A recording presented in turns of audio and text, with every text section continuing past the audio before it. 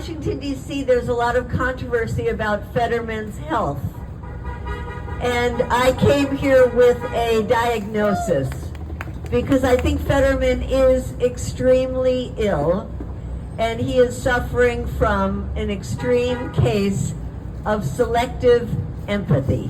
I was reading about Fetterman and I saw several articles and they said that he is somebody who has a sincere empathy for the victims of violence. And that's how he started his political career, that he decided to run for mayor when there was a violent shooting and this man was killed who was a father about his age, and he tattooed the date of that man's death on his forearm. Then he tattooed the dates of other killings that happened while he was mayor on his forearm. And then when October 7th happened, he turned his office in Washington, D.C. into a shrine for the victims of October 7th and the hostages. And I think it's good that he cares about the hostages and wants them to come home, the ones that are still alive.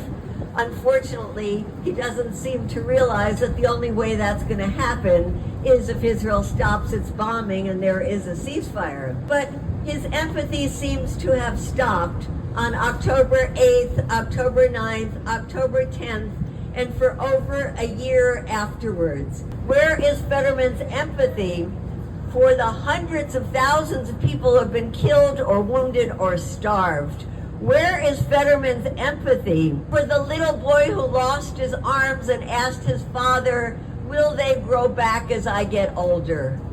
Where is his empathy for Hind Rajab, the 6-year-old who bled to death slowly in a car surrounded by her dead relatives as the Israelis shot into that car when they were trying to seek a safe zone?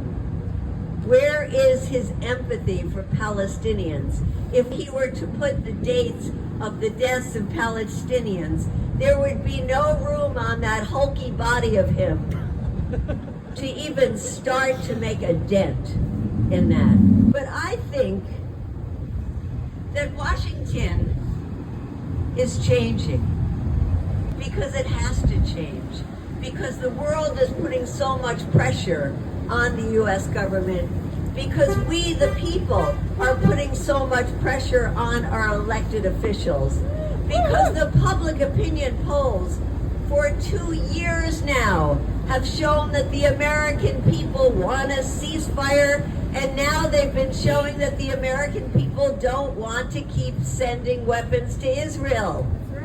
And when you look at it for Democrats, it's overwhelming. So who is John Fetterman representing? Not us, AIPAC. And let's face it, Washington, D.C., the Congress especially, is controlled by AIPAC, but that is changing. And where do we see that manifested?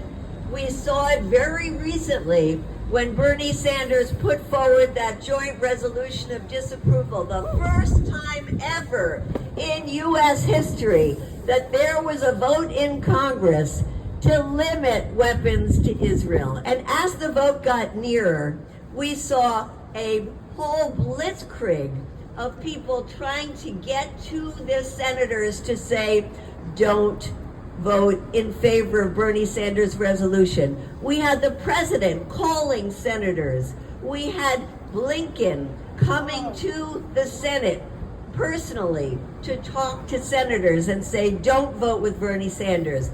We had the head of the Democrats, Chuck Schumer, whipping like they said they'd never seen him whipping before to get no votes. But on the other hand, when we walked into the Senate offices, and we go every single day into those offices, we heard the phones ringing off the hook of people like you who were calling in every single day and saying, vote with Bernie Sanders for that joint resolution of disapproval.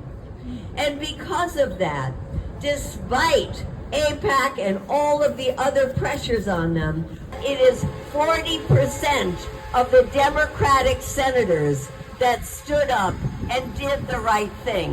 And that is really historic. And so as we move forward, let us recognize that while we might not yet be able to cure Senator Fetterman of his extreme case of selective empathy, that there is still the possibility that he could become a healthy human being with empathy for all. But in the meantime, no matter what each one of these people does, no matter what Trump does when he gets in the White House, we know what our job is, right? Our job is to come out at Friday at Fetterman'S every single week. Our job is to pick up the phone every single day and call their offices. Our job is to go to their district offices. Our job is to be in the streets and to be building our movement. Our job is to get a government that represents our empathy, our sense of morality, our determination to say, no more weapons to Israel, no more weapons to Israel, and also to say, free, free Palestine.